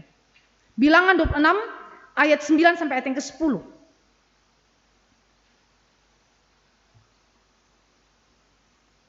Di situ dikatakan, dan anak-anak Eliab ialah Nemuel, Datan dan Abiram. Datan dan Abiram, orang-orang yang dipilih oleh umat itu ialah orang-orang yang telah membantah Musa dan Harun dalam kumpulan Korah ketika mereka membantah Tuhan. Tetapi bumi membuka mulutnya dan menelan mereka bersama-sama dengan Korah ketika kumpulan itu mati, ketika ke-250 orang itu dimakan api, sehingga mereka menjadi peringatan. Saudara bayangkan, Korah adalah orang yang dipakai Tuhan dengan luar biasa di dalam pelayanan. Tetapi mereka melawan Allah, membantah Allah dan membantah Musa, pribadi yang diutus oleh Allah. Lalu Tuhan buat apa? Tuhan buka bumi, menganga dan menelan mereka. Saudara, ini adalah sesuatu yang sangat mengerikan. Allah memakai pukulan, disiplin yang begitu keras supaya menjadi peringatan bagi orang lain yang mungkin juga memiliki kecondongan hati yang sama atau perbuatan yang sama seperti yang dilakukan oleh Korah. Dan kemudian mereka harus bertobat, mereka harus berhenti melakukan dosa itu karena apa? Karena peringatan Allah yang begitu keras di dalam disiplin. Dan yang terakhir, tujuan daripada disiplin gereja adalah untuk membawa kembali dan memulihkan orang percaya yang telah jatuh di dalam dosa. Jadi bukan untuk membinasakan mereka yang telah jatuh dalam dosa, tetapi untuk menarik mereka kembali kepada Allah dan memulihkan mereka yang telah jatuh di dalam dosa. Dengan demikian saudara yang dikasihi oleh Tuhan Yesus Kristus, pemerintahan Allah atas gerejanya adalah pemerintahan yang menyatakan kasih Tuhan, yang menyatakan kemurahan Tuhan bagi gerejanya. Sekalipun gerejanya jatuh dalam dosa, tetapi tangan Allah yang penuh kasih itu datang merangkul gereja dan memulihkan gereja dengan disiplinnya. Bagaimanakah Allah itu menjalankan tahapan-tahapan disiplin di dalam gereja melalui para pejabat gereja? Sekali lagi ini tidak lepas daripada pelayanan pastoral Allah yang menyatakan pemerintahan Allah atas umatnya melalui para pejabat gereja. Nah, tahapan disiplin gereja saudara, ini yang saya mau ajak kita lihat lebih dalam. Bagaimana Tuhan itu menyatakan anugerahnya begitu limpah di dalam kehidupan gereja. Dan bagaimana dia membimbing orang-orang yang jatuh dalam dosa itu kembali dengan begitu lemah lembut kepada dia. Walaupun melalui disiplin. Saudara yang dikasihi oleh Tuhan Yesus Kristus, kita lihat di dalam Matius pasal 18 ayat 15 sampai dengan ayat yang ke-17. Mari kita baca firman Tuhan ini. Matius 18 ayat 15 sampai dengan ayat yang ke-17. Apabila saudaramu berbuat dosa, tegurlah dia di bawah 4 mata. Jika ia mendengarkan nasihatmu, engkau telah mendapatnya kembali.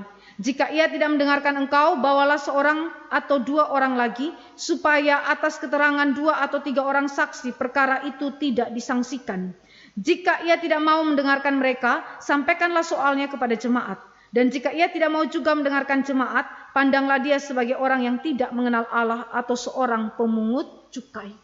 Saudara yang dikasihi oleh Tuhan Yesus Kristus, mari kita lihat tahapan yang pertama ketika gereja menjalankan disiplin. Saudara harus ingat bahwa urusan gereja ketika dia menjalankan disiplin adalah pertama-tama menyatakan kasih Allah kepada orang yang telah jatuh di dalam dosa. Karena itu, hal pertama yang dilakukan adalah menegur secara privat di bawah 4 mata. Melakukan konfrontasi dosa secara privat dan bersifat informal. Itu berarti saudara, ini adalah sebuah pendekatan yang dilakukan secara lemah lembut. Yang dikatakan oleh Galatia 6 ayat 1. Jika ada saudaramu jatuh dalam dosa, saudara harus panggil dia dan tegur dia dengan lemah lembut. Saudara yang dikasihi oleh Tuhan Yesus Kristus, ingat pengertian dari lemah lembut. Lemah lembut adalah cara saudara memperlakukan orang lain sedemikian rupa sehingga saudara menghormati dia sebagaimana dia adanya. Sebagai ciptaan Allah sekalipun dia ada dalam kerapuhan karena kejatuhannya dalam dosa. Saudara yang dikasihi oleh Tuhan Yesus Kristus, ketika saudara memanggil dia, mengkonfrontasi dia secara privat dan informal, ini adalah membutuhkan keberanian daripada pihak yang menyaksikan atau yang mengalami kesalahan tersebut. Jadi orang bersangkutan bersalah kepada kita, orang bersangkutan berbuat dosa kepada kita, maka kita sebagai orang yang mengalami korbannya harus berinisiatif, harus sungguh-sungguh datang dengan keberanian, dan tentu kita sudah mendoakan hal ini. Kita datang dan kemudian berbicara tentang dosa tersebut, menegur dia. Saudara yang dikasihi oleh Tuhan Yesus Kristus, ini adalah sesuatu yang sungkan sekali dikerjakan secara personal oleh anggota-anggota gereja kita saat sekarang. Seringkali kita lebih memikirkan perasaan orang bersangkutan. Takut kalau kita tidak lagi bersahabat dengan orang bersangkutan, atau ketakutan-ketakutan yang lain. Sehingga kita tidak menjalankan tugas kita sebagai anggota tubuh Kristus yang kemudian bertanggung jawab kepada sesama kita yang lain, kepada saudara seiman kita yang lain. Saudara yang dikasihi oleh Tuhan Yesus Kristus, saudara memperhatikan di dalam konsep kebertubuhan, anggota yang satu menjadi bagian daripada anggota yang lain. Itu berarti jika tangan itu sebelah kiri mengalami sakit, tangan yang sebelah kanan itu menolong, ya, yang kemudian saling membantu, saling memperlengkapi, saling menghibur satu dengan yang lain. Nah, ini adalah fungsi tubuh Kristus. Tetapi jika saudara tidak menjalankan konfrontasi dosa secara pribadi, maka saudara membuang atau tidak bertanggung jawab di dalam tugas saudara sebagai tubuh Kristus. Saudara yang dikasihi oleh Tuhan Yesus Kristus, konfrontasi dosa secara privat dan informal wajib dilakukan oleh semua anggota tubuh Kristus. Dengan demikian saudara, ketika saudara berjumpa dengan keadaan-keadaan yang demikian, jangan malu untuk berbicara kepada orang tersebut. Jangan malu untuk tegur dosanya. Kalau perlu panggil dia secara pribadi dan bicara kepada dia. Ini yang disebut dengan menegur 4 mata, ya, menegur secara pribadi. Dan motivasinya sekali lagi ini adalah untuk mengasihi dan memulihkan sesama yang telah jatuh dalam dosa. Kenapa harus ditegur secara privat dan informal? Supaya menjaga atau melindungi nama baik orang bersangkutan dari gosip-gosip yang tidak benar. Saudara yang dikasih oleh Tuhan Yesus Kristus, sekali lagi lemah lembut itu berbicara mengenai kita menjaga orang lain, martabat orang lain. Sehingga sekalipun dia jatuh dalam dosa, sedapat mungkin saudara menjaga nama baik dia supaya tidak tersebar gosip-gosip yang aneh tentang orang bersangkutan. Sekali lagi saudara melindungi nama baik orang bersangkutan. Karena itu panggil dia secara privat, tegur dia, konfrontasi dosanya. Dan yang kedua, jika dia mau mendengarkan, itu berarti kalau mau mendengarkan ada pengakuan dosa dan pertobatan. Ini yang dilakukan oleh Nabi Nathan kepada Daud. Ketika Daud itu ditegur secara privat oleh Nabi Nathan, dan Daud berkata, aku telah berdosa kepada Tuhan. Maka saat itu Alkitab berkata, engkau telah mendapatkan saudaramu kembali. Dan Nathan telah mendapatkan Daud kembali. Saudara yang dikasih oleh Tuhan Yesus Kristus, mau mendengarkan, itu berarti mengaku dosa dan bertobat dari dosa-dosanya. Saudara, itu berarti terjadi rekonsiliasi antar pribadi. Dan tahapan ini adalah tahapan yang paling mendasar supaya anggota-anggota tubuh Kristus menjaga kekudusan, menjaga nama baik Allah, kehormatan Allah di dalam gerejanya. Di dalam gerejanya. Maka aspek pertama ini harus dijalankan. Tegur di bawah 4 mata. Kedua, bagaimana kalau dia tidak mau mendengarkan? Jadi tahapan kedua terjadi jika ada keadaan tidak mau mendengarkan. Tidak mau mendengarkan itu berarti ini bicara mengenai kekerasan hati. Orang ini tidak mau bertobat. Orang ini bahkan tidak mau mengaku dosanya. Selalu ngeles, selalu bikin alasan dalih untuk membenarkan dirinya. Dan itu berarti pihak yang menegur secara privat dan informal tidak berhasil memenangkan orang bersangkutan. Maka di dalam kasus inilah, dalam keadaan inilah, maka tahapan kedua diberlakukan. Bawalah 2 atau 3 orang saksi. Matius 18 ayat 16. Bawa 2 atau 3 orang saksi. Fungsi 2 atau 3 orang saksi itu ada 2 hal. Pertama, dia berdiri sebagai saksi. Kalau berdiri sebagai saksi, saudara, maka dia tidak pro salah satu. Tetapi dia mendengarkan dengan saksama, dengan teliti dari kedua belah pihak apa yang terjadi. Itu berarti melibatkan kejujuran di dalam berbicara. Melibatkan kejujuran apa adanya. Berbicara di dalam kedua belah pihak. Pihak yang bersangkutan di dalam perkara. Kemudian memutuskan siapa yang benar dan siapa yang salah. Itu adalah saksi. Dan yang kedua, fungsinya adalah dia mengonfrontasi dosa. Mengonfrontasi dosa artinya dia menyatakan dosa itu dan berusaha untuk membawa sesama yang berdosa itu kembali kepada pertobatan. Sebagai saksi dan juga sebagai pihak yang mengonfrontasi dosa. Saudara yang dikasih oleh Tuhan Yesus Kristus, dengan demikian saudara 2 atau 3 orang saksi ini perlu sekali kehati-hatian di dalam dirinya supaya dia tidak memiliki keberpihakan yang salah. Tetapi dia hanya berpihak kepada kebenaran Allah. Dan sama sekali tidak berpihak kepada orang yang salah, sekalipun mungkin orang yang bersalah itu adalah istrinya. Sekalipun orang yang bersalah itu adalah anaknya. Atau mungkin memiliki relasi yang begitu dekat dengan dia. Sahabatnya atau siapa saja yang memiliki relasi yang dekat dengan dia. Saudara yang dikasih oleh Tuhan Yesus Kristus, saudara memperhatikan bagaimana Allah menyatakan hukumannya atas Nadab dan Abihu, anak daripada Harun, ketika mereka melakukan dosa. Allah minta untuk Harun tidak menangis. Padahal itu anak kandungnya yang mati, saudara.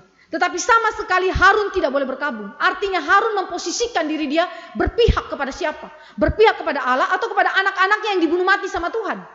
Saudara, hati kita sebagai saksi, 2 atau 3 orang saksi harus betul-betul dikuasai oleh kebenaran firman. Sehingga kita tidak melakukan keberpihakan yang salah. Jika semuanya ini sudah dilakukan, sudah dikonfrontasi dosanya, sudah diberitahukan apa yang sebenarnya menjadi tanggung jawabnya di hadapan Allah karena pelanggarannya, tetapi orang yang bersangkutan masih tidak mau mendengarkan, dan itu berarti tidak berhasil memenangkannya, dan itu menunjuk kepada kekerasan hati yang mau tetap tinggal di dalam dosa itu dan tidak mau keluar daripada dosa itu, maka tahapan ketiga harus dilakukan. Orang bersangkutan yang bersalah dan perkara itu harus dibawa kepada jemaat Tuhan. Dibawa kepada jemaat Tuhan itu berarti melewati para pejabat gereja. Dibawa ke hadapan pejabat-pejabat gereja. Saudara, ini berarti dari yang informal bergerak kepada formal. Dari yang privat bergerak kepada urusan publik. Saudara yang dikasih oleh Tuhan Yesus Kristus, ini berarti saudara, di dalam gereja Tuhan tidak pernah ada kompromi sedikit pun kepada setiap dosa yang terjadi di dalam umat Allah, kepada kekerasan hati yang terjadi dalam hidup daripada umat Allah. Setiap kekerasan hati yang tidak bisa dibereskan oleh hidup orang itu secara pribadi melalui teguran yang bersifat personal ataupun melalui teguran 2-3 orang, maka harus itu dibawa kepada publik. Jadi semua dosa harus dihakimi. Saudara yang dikasih oleh Tuhan Yesus Kristus, ketika perkara itu dibawa ke hadapan jemaat melalui para pejabat gereja, ada beberapa proses yang harus dilewati. Pertama, para pejabat gereja harus menilai kasus bersangkutan dengan sudut pandang Alkitab. Jadi mereka mengkaji perkara itu berdasarkan Alkitab. Jadi itu berarti mengkaji perkara bukan saja sebagaimana perkara itu adanya secara situasinya itu begitu, tetapi juga di dalam sudut pandang normatifnya seperti apa. Ada sudut pandang situasional, ada sudut pandang normatif. Baru kemudian mengambil kesimpulan dari penilaian itu dan memberikan nasihat-nasihat yang dibutuhkan terkait dengan kasus tersebut. Dan jika hal itu sudah diberikan, maka tahapan selanjutnya adalah memberikan tindakan-tindakan pendisiplinan sesuai dengan kasus bersangkutan. Mari saya baca di dalam 1 Korintus 5 ayat 3-5 dan 2 Korintus 2 ayat 6-10. Bagaimana Paulus menjalankan proses ini di dalam berjemaat. Dia memimpin jemaat. 1 Korintus 5 ayat 3-5. Dosa dalam jemaat. Dosa dalam jemaat. Ayat 3. Sebab aku sekalipun secara badani tidak hadir, tetapi secara rohani hadir. Aku sama seperti aku hadir telah menjatuhkan hukuman atas dia yang telah melakukan hal yang semacam itu. Bila mana kita berkumpul di dalam roh, kamu bersama-sama dengan aku dengan kuasa Yesus Tuhan kita. Orang itu harus kita serahkan dalam nama Tuhan Yesus kepada iblis sehingga binasa tubuhnya agar rohnya diselamatkan pada hari Tuhan. Saudara perhatikan di situ ada kalimat yang sangat keras yang diungkapkan oleh Paulus. Sebuah kalimat pendisiplinan di dalam kasus jemaat yang berdosa dan dibiarkan tidak ditegur. Di dalam 2 Korintus 2 ayat 6-10. 2 Korintus pasal 2 ayat 6 sampai ayat yang ke-10. Bagi orang yang demikian sudahlah cukup teguran dari sebagian besar dari kamu, sehingga kamu sebaliknya harus mengampuni dan menghibur dia supaya ia jangan binasa oleh kesedihan yang terlampau berat. Sebab itu aku menasihatkan kamu supaya kamu sungguh-sungguh mengasihi dia, sebab justru itulah maksudnya aku menulis surat kepada kamu, yaitu untuk menguji kamu apakah kamu taat dalam segala sesuatu. Sebab barang siapa yang kamu ampuni kesalahannya, aku mengampuninya juga. Sebab jika aku mengampuni seandainya ada yang harus kuampuni, maka hal itu kubuat oleh karena kamu di hadapan Kristus, supaya iblis jangan beroleh keuntungan atas kita, sebab kita tahu apa maksudnya. Saudara yang dikasih oleh Tuhan Yesus Kristus, Paulus berbicara bahwa orang bersangkutan sudah ditegur berulang-ulang, dinasihati berulang-ulang, tetapi tidak mau mendengarkan. Lalu kemudian itu nanti akan ada tahapan bagaimana memenangkan orang bersangkutan. Tetapi saudara, poin saya di sini adalah melalui beberapa proses jemaat Tuhan akan memproses melalui para pejabat gereja supaya orang yang melakukan kesalahan itu mengalami disiplin secara formal dan publik. Saudara yang dikasih oleh Tuhan Yesus Kristus, itu berarti gereja bersangkutan secara lokal dapat mengambil hal-hal yang penting, tindakan-tindakan yang penting, termasuk misalnya kalau dia menjabat jabatan-jabatan yang telah kita sampaikan tadi, misalnya dia sebagai penatua, maka dia harus diturunkan daripada jabatannya. Jangan biarkan penatua itu tetap menjabat jabatan itu di dalam keadaannya yang berdosa. Dia harus dicabut daripada jabatan tersebut. Demikian juga misalnya anak daripada pejabat yang sedang menjabat yang melakukan dosa. Hal-hal tertentu harus saudara dan saya lakukan di sana sebagai tindakan pendisiplinan jika anak daripada pejabat gerejawi itu melakukan dosa. Saudara yang dikasih oleh Tuhan Yesus Kristus, maka di dalam hal ini gereja tidak boleh membiarkan dosa yang menjijikkan itu tetap ada di dalam kehidupan jemaat Tuhan, karena jemaat harus hidup kudus. Yang keempat, ini adalah tahapan yang paling sukar saudara, dianggap sebagai, pandanglah dia sebagai seorang yang tidak mengenal Allah atau seorang pemungut cukai, ayat 17b. Jika tidak mau mendengarkan dan tidak berhasil memenangkan, masih di dalam aspek kekerasan hati, dan orang itu terus tidak mau bertobat, berkubang dalam dosa, sudah melewati proses formal dan publik tetapi tidak bertobat. Apa yang terjadi? Dia harus memberikan kecaman yang keras berdasarkan firman Allah dengan tujuan ini. mengoreksi mereka yang telah jatuh dalam dosa secara rohani, dan mengeluarkan orang munafik dari dalam tubuh Kristus. Jadi itu berarti saudara, ada hak bagi para pejabat gereja untuk mengusir keluar jemaat Tuhan atau pejabat gereja yang melakukan dosa.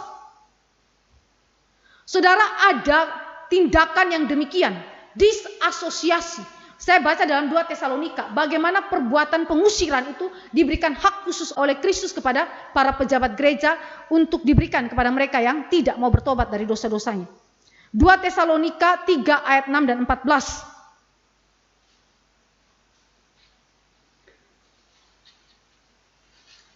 2 Tesalonika 3 ayat 6 dan ayat yang ke-14. Tetapi kami berpesan kepadamu saudara-saudara dalam nama Tuhan Yesus Kristus, supaya kamu menjauhkan diri dari setiap saudara yang tidak melakukan pekerjaannya dan yang tidak menurut ajaran yang telah kamu terima dari kami. Disasosiasi ini bersangkutan dengan menjauhkan diri daripada orang bersangkutan, tidak bergaul dengan orang yang tidak mau bertobat itu. Lalu ayat yang ke-14, jika ada orang yang tidak mau mendengarkan apa yang kami katakan dalam surat ini, tandailah dia dan jangan bergaul dengan dia supaya ia menjadi malu. Saudara yang dikasih oleh Tuhan Yesus Kristus, ini adalah tindakan disasosiasi. Tidak bergaul dengan orang itu, menjauhi orang itu secara sengaja, tetapi tidak menganggap dia sebagai musuh. Menjauhi orang itu, tidak bergaul dengan orang itu, tetapi tidak menganggapnya sebagai musuh. Di dalam ayat yang ke-15, tetapi janganlah anggap dia sebagai musuh, tetapi tegurlah dia sebagai saudara. Menjauhi, tidak bergaul dengan orang yang tidak bertobat, tetapi orang itu tidak diperlakukan sebagai musuh. Dengan tujuan apa, saudara? Membangkitkan rasa malu dalam diri dia. Rasa malu terhadap dosa yang dilakukannya. Rasa malu terhadap apa yang sudah dia perbuat. Dan melaluinya orang bersangkutan akan kembali ke dalam pertobatan. Jadi saudara yang dikasih oleh Tuhan Yesus Kristus, ini adalah sesuatu yang wajar jika terjadi di dalam jemaat orang yang tidak pernah mau bertobat dan sudah melewati sekian banyak tahapan, dia tetap berkeras hati di dalam dosa-dosanya, maka wajar jemaat diminta untuk menjauhi. Wajar jemaat diminta untuk tidak bergaul dengan orang bersangkutan, supaya apa? Orang itu malu. Malu dengan dosanya, dan melalui rasa malu itu dia bertobat. Jadi tujuan kita membangkitkan rasa malu itu bukan supaya orang itu kemudian menjadi orang yang menarik diri daripada gereja Tuhan atau menarik diri daripada persekutuan dengan Allah, tetapi justru membawa dia untuk apa? Dekat kepada Tuhan, cari Tuhan. Saya malu dengan dosa saya cari Tuhan. Itu maksudnya, saudara. Itu maksudnya. Jadi tidak bermaksud untuk membuang dia daripada persekutuan. Yang kedua, ada tindakan yang jauh lebih keras lagi jika memang orang bersangkutan sampai kepada tindakan disasosiasi pun dia tetap tidak mau mendengarkan. Ini adalah kalimat yang dikatakan di dalam 1 Korintus 5 ayat 4-7 yang tadi saya bacakan. Ya, jadikan dia sebagai milik daripada iblis. Ekskomunikasi. Supaya binasa tubuhnya dan rohnya diselamatkan. Saudara yang dikasih oleh Tuhan Yesus Kristus, ekskomunikasi atau pengucilan ini adalah tindakan akhir di dalam pendisiplinan gereja. Orang yang tidak mau bertobat tidak berhak atas berkat-berkat perjanjian Allah di dalam Kristus. Jadi dia dianggap sebagai bukan umat Allah, bukan orang percaya. Tujuannya sekali lagi untuk dia bertobat dan kemudian memberikan peringatan bagi orang lain supaya orang lain tidak melakukan hal yang sama. Saudara, jadi sekali lagi semua bentuk-bentuk disiplin yang ada adalah sebuah tindakan pelayanan pastoral, sebuah tindakan kasih, sebuah tindakan perhatian daripada Allah supaya umatnya itu kembali ke dalam jalan yang benar. Dan ketika Allah memanggil umatnya melalui disiplin itu, Allah menyatakan kasih dia sebagai Bapanya, sebagai Bapa kita, sebagai Bapa yang memperhatikan umatnya, sebagai Bapa yang menginginkan kekudusan bagi umatnya. Dan di dalam semuanya ini Allah menyatakan otoritas dia, kepemimpinan dia, dan pemerintahannya atas umatnya. Yang terakhir, poin yang kelima, kalau tadi adalah tahapan-tahapan disiplin. Bagaimana jika orang yang telah jatuh itu sudah bertobat? Bagaimana dia itu dimenangkan kembali dan kemudian tidak kembali lagi hidup di dalam dosanya. Kita lihat di dalam 2 Korintus 2 ayat 6-11. Saya bacakan teks ini kembali lagi karena tadi saya sudah sempat bacakan bagi kita. 2 Korintus pasal yang kedua ayat 6 sampai dengan ayat yang ke-11. Bagi orang yang demikian sudahlah cukup teguran dari sebagian besar dari kamu, sehingga kamu sebaliknya harus mengampuni dan menghibur dia, supaya ia jangan binasa oleh kesedihan yang terlampau berat. Sebab itu aku menasihatkan kamu supaya kamu sungguh-sungguh mengasihi dia, sebab justru itulah maksudnya aku menulis surat kepada kamu, yaitu untuk menguji kamu apakah kamu taat dalam segala sesuatu. Sebab barang siapa yang kamu ampuni kesalahannya, aku mengampuninya juga. Sebab jika aku mengampuni, seandainya ada yang harus kuampuni, maka hal itu kubuat oleh karena kamu di hadapan Kristus, supaya iblis jangan beroleh keuntungan atas kita, sebab kita tahu apa maksudnya. Jadi saudara, setelah orang yang telah jatuh dalam dosa itu menunjukkan pertobatan hidup, sungguh-sungguh dia bukan saja mengaku dosa, tetapi di dalam kehidupannya dia bertobat dari dosa-dosanya, maka untuk saudara memenangkan dia supaya dia tidak kembali lagi ke dalam dosanya, hal pertama adalah saudara memberikan pengampunan kepada orang bersangkutan. Dia sudah bertobat, maka dia harus diampuni. Kemudian yang kedua, dia harus dihiburkan. Dihiburkan itu berarti dia dipulihkan, saudara. Dipulihkan melalui apa? Kita memberikan dorongan secara eksplisit berdasarkan perkataan-perkataan, perbuatan-perbuatan yang bersesuaian dengan firman. Kita dorong dia untuk melakukan apa yang benar. Kita dorong dia, kita nasihati dia untuk melakukan apa yang bersesuaian dengan kehendak Tuhan. Jadi saudara, peran daripada anggota-anggota tubuh Kristus yang memberikan penghiburan, kekuatan, penopangan, nasihat, ya, yang begitu baik bagi orang yang baru jatuh dalam dosa tetapi mau bertobat itu, kita berikan dia penghiburan supaya dia tidak lagi jatuh dalam dosa. Kalau saudara tidak ampuni dia, kalau saudara tidak memberikan penghiburan bagi dia, yang Paulus katakan, dia menanggung kesedihan yang amat berat. Kesedihan yang amat berat itu apa? Terhadap dosa yang dia miliki dan juga beban disiplin yang dia dapatkan. Dia menganggap dirinya sudah tidak layak. Ketidaklayakan itu menjadi tempat bagi iblis untuk apa? Menarik dia makin jatuh, makin terpuruk di dalam dosanya. Itu yang dikatakan oleh Paulus. Jangan sampai iblis ambil kesempatan itu. Maka ketika orang itu sudah bertobat, cepat-cepat kita sebagai anggota gereja menghibur dia, mengampuni dia, menguatkan iman dia, meneguhkan dia untuk berjalan di dalam kebenaran. Meneguhkan dia bahkan ketika dia berkata bahwa apakah Allah dapat mengampuni saya atau apakah dosa saya sudah diampuni oleh Tuhan. Saudara harus mengkonfirmasikan bahwa Allah mengampuni dia jika dia sungguh-sungguh bertobat. Dan yang ketiga, mengasihi orang yang telah melakukan pelanggaran. Saudara, mengasihi itu berarti menerima orang bersangkutan.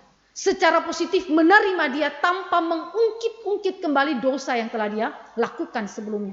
Dan ini dilakukan oleh Barnabas. Ketika Paulus itu bertobat, orang-orang yang di Yerusalem begitu takut terhadap Paulus.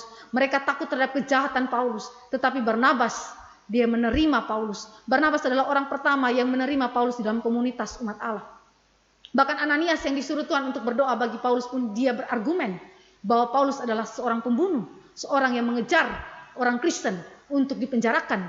Tetapi Barnabas, ketika dia mengetahui Paulus telah bertobat, dia menerimanya. Dan Barnabas adalah orang yang dipakai Tuhan untuk menempatkan Paulus di dalam posisi yang seharusnya sebagai Rasul Kristus. Saudara yang dikasih oleh Tuhan Yesus Kristus, ini adalah anugerah Allah yang luar biasa. Barnabas adalah contoh di mana dia adalah disebut sebagai anak penghiburan dan benar hidupnya adalah sebagai anak penghiburan. Memberi pengampunan bagi orang yang telah jatuh dalam dosa dan telah bertobat, memberikan penghiburan, kekuatan dan keteguhan bagi orang yang telah jatuh dalam dosa dan telah bertobat, dan mengasihi pelanggar-pelanggar yang telah dipulihkan atau yang telah bertobat seperti Rasul Paulus. Saudara yang dikasih oleh Tuhan Yesus Kristus, dengan demikian saudara dan saya melihat bahwa bagaimana otoritas Kristus di dalam kehidupan gereja Tuhan secara umum, di dalam para pejabat-pejabat gereja, dan secara khusus di dalam disiplin gereja, menyatakan bahwa dia adalah satu-satunya kepala atas gereja, dia satu-satunya pemegang otoritas kendali atas kehidupan gereja melalui kebenaran firman Allah yang menuntun, mengoreksi, memurnikan dan menguduskan kehidupan daripada orang percaya melalui para pejabat-pejabat gereja yang menegakkan firman Tuhan. Kiranya firman Tuhan hari ini memberikan kepada engkau dan saya untuk pemahaman yang lebih jelas mengenai otoritas ilahi dan gereja Tuhan, dan khususnya di dalam aspek disiplin gereja. Tuhan Yesus memberkati kita. Mari kita berdoa. Bapa di dalam kerajaan surga, kami datang kepada Tuhan bersyukur untuk anugerah Allah, di mana kami boleh belajar bahwa otoritas gereja bukanlah berasal dari manusia, tetapi otoritas gereja berasal daripada Allah itu sendiri, yaitu Yesus Kristus Tuhan dan Juru Selamat kami. Dan kami berdoa biarlah kami sebagai para pemimpin gereja yang telah dipercayakan tugas pelayanan, kami tidak bertindak dengan sewenang-wenang, tetapi kami bertindak di dalam kuasa Kristus, di dalam pelayanan kepada Kristus, di dalam melayani firman Allah dan menegakkan firman di dalam kehidupan gereja Tuhan. Kami berdoa kepada Bapa di sorga, biarlah Engkau memurnikan kehidupan daripada gereja Tuhan, terutama para pejabat Tuhan di dalam menjalankan tugas pelayanannya, dan juga memurnikan umat Allah di dalam kehidupan bergereja, dalam kekudusan mereka secara personal maupun secara komunal. Terima kasih Bapa di sorga, di dalam nama Yesus Kristus Tuhan kami berdoa dan menaikkan syukur. Amin.